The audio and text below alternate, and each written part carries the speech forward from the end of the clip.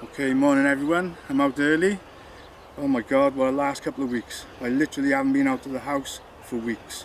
I've had a bad leg, as I've explained, so I got something really special today, so come in, join us, roll the intro.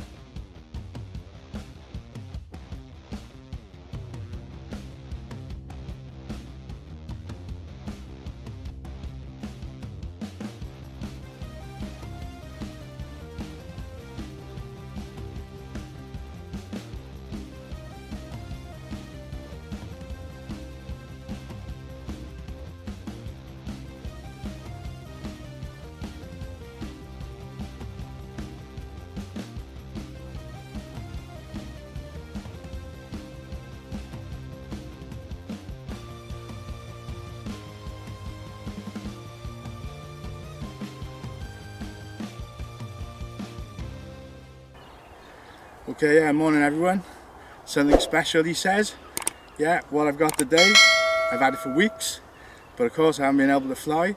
I'm going to maiden flight, the FMS P51-D Mustang, 1.45 metre, Duchess Arlene, the famous Tuskegee Airman, red tails.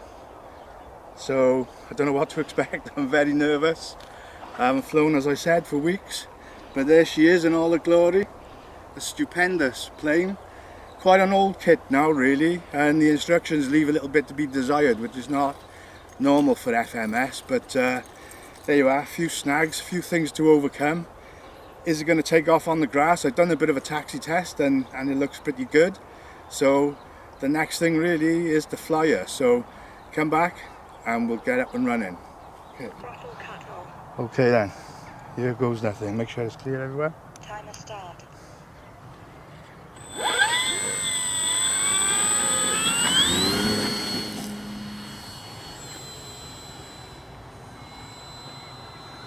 Gear up.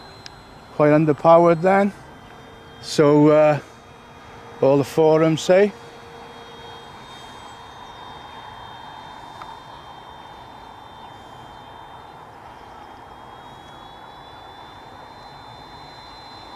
Let's try and keep out of that sun.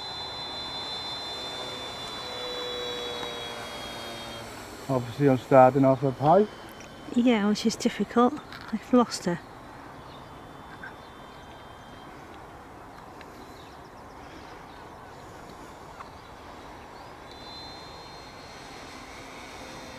Now, reading on the forum about this plane, everybody says that it's underpowered and I'm flat out there, so they're right, but there you are. 3 minutes.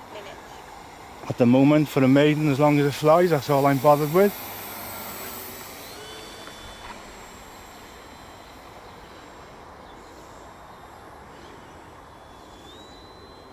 Make sure I keep that speed up in the turns.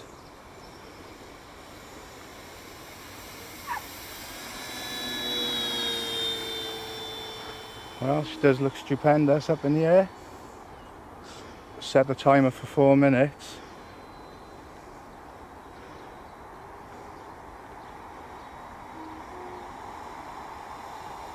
As I said, 11x8 four-bladed prop, 70 amp ESC, designed to run on a 4S. They say 2600, which is a joke. I've had to run 4S 4000 mAh lipos with 20 grams of weight added to achieve their center of gravity, which I'll talk about.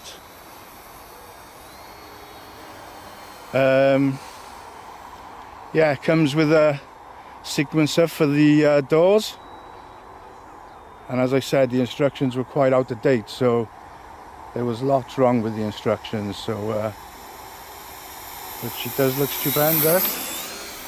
Okay, so I'm going to turn now. What I'm going to do then is get some flaps on as well, so just to see what she's like. There's my first stage. Landing flaps. Okay, yeah, wow. Okay, I got a little bit of down on the elevator.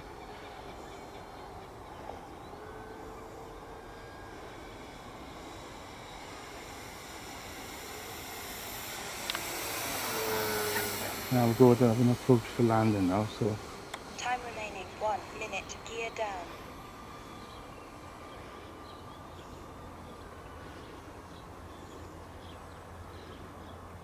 Just make sure my gear's down.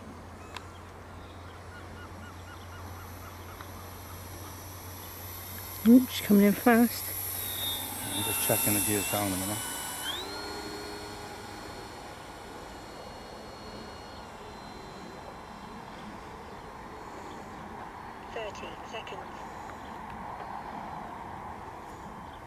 Mind you, my terminology was wrong. Coming in hot.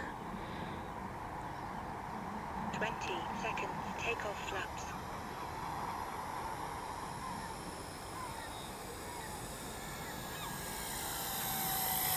10, 9, 8, 7, 6. Well, a little bit far away, but I don't care. She's down safe, so.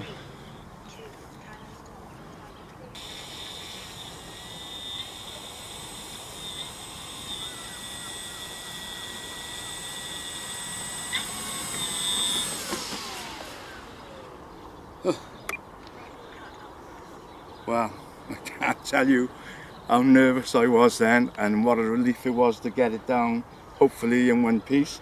Did have a little bit of a nose tip then as I was starting the taxi. I landed with takeoff flaps then. It seemed to sort of like slow it down now. I was trying to keep in my mind that, you know, with warbirds, you've got to sort of like land a little bit faster than what you would with a bush plane at a high wing trainer. So, and I just read that the landing gear on this plane is notoriously fragile. Not so much the aluminium struts, but where it mounts into the fuselage, into the wheel wells. So I'm going to have a quick look now. Got throttle cut on, let's have a look. We can have a little bit of a chat. I'm just relieved that that's out the way. I was just very, very nervous. So.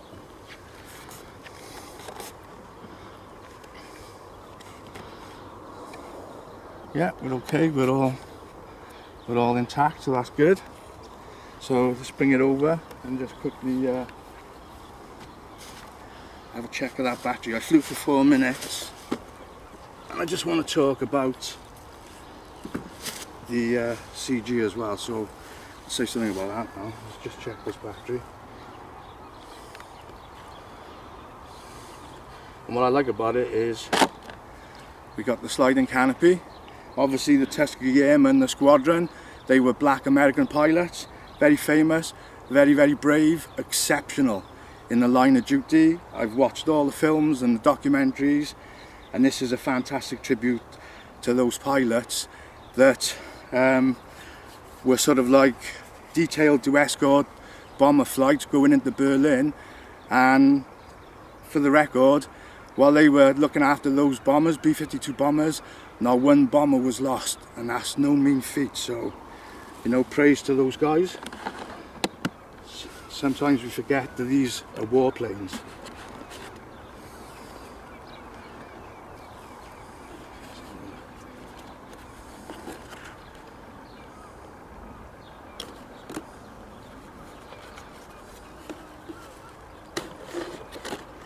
Just want to check the battery. So you can see it, battery loads in on a battery loading tray, which is great.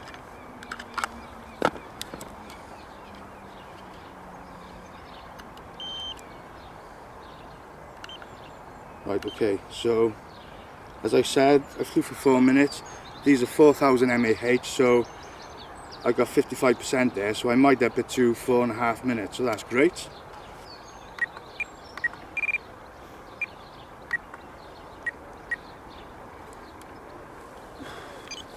So right, okay, where do I start?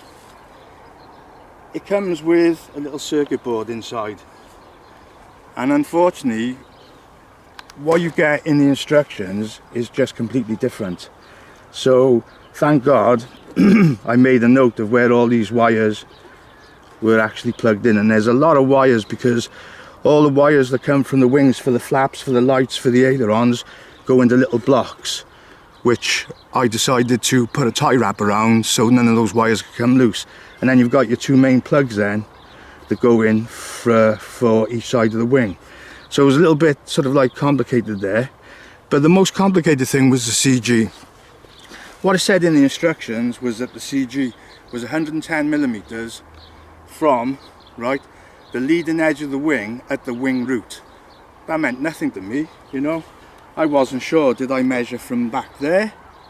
If so, if I measured from there, then my CG would have been there, and it was just ridiculous. So, as I said, the reason why I'm talking about this is because I got so frustrated watching YouTube, watching video after video after video, right?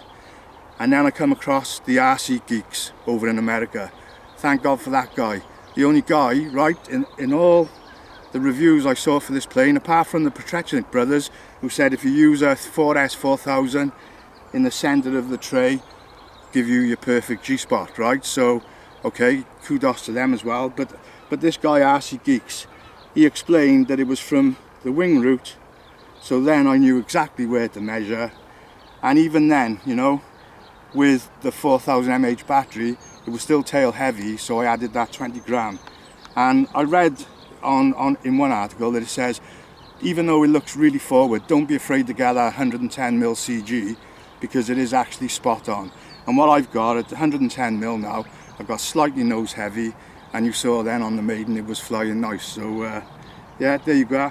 I really wanted to make a point of mentioning that. So there you go, successful maiden flight. A bit dated now, no gluing involved apart from your little wing stubs there. All this is bolt together construction, so you know, it's sort of like just needs to be modernized a little bit, and the instructions need to be updated. But there you go. I love FMS, I love their planes, and just wanted to tell people a little bit about it. So okay, thank you for watching.